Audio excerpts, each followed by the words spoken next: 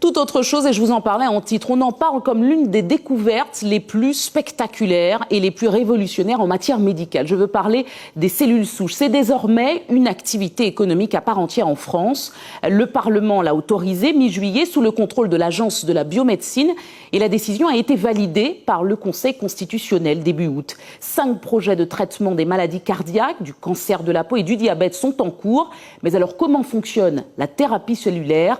Avant d'en parler avec notre invité, chercheur, voyez ce reportage. Un laboratoire et une usine à la fois. Ces biologistes manipulent des cellules humaines destinées à réparer un organe malade. C'est la thérapie cellulaire.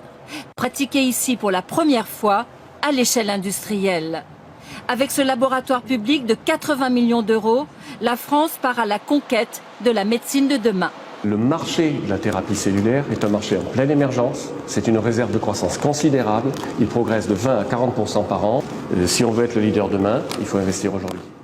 En effet, de 500 millions d'euros en 2012, le marché de la thérapie cellulaire devrait grimper à 5 milliards en 2015, 10 milliards en 2020. Ici, on fait du sur-mesure. Le principe est de guérir un malade avec ses propres cellules. 5 projets de traitement sont en cours.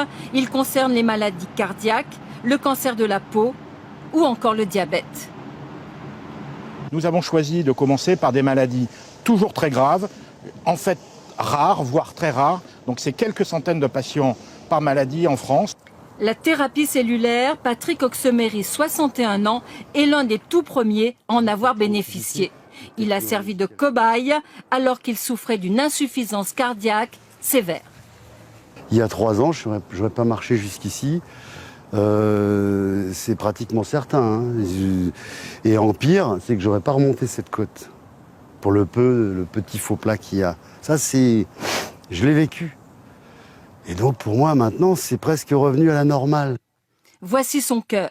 En mauve, la partie abîmée, suite à une artère bouchée. Des cellules de moelle osseuse lui ont été prélevées, puis mises en culture et réinjectées pour réparer la partie malade. Au CHU de Toulouse, 10 patients ont déjà bénéficié de cette thérapie. 8 d'entre eux vont bien. Un espoir pour les milliers d'insuffisants cardiaques. Plus la population vieillit et plus il y aura d'insuffisants cardiaques, donc de patients fragiles et avec des techniques qui ne sont pas si lourdes que ça, bien moins lourdes que la transplantation comme on l'a dit, on peut espérer toucher une grande partie de la population. La thérapie cellulaire, un marché qui donne des idées.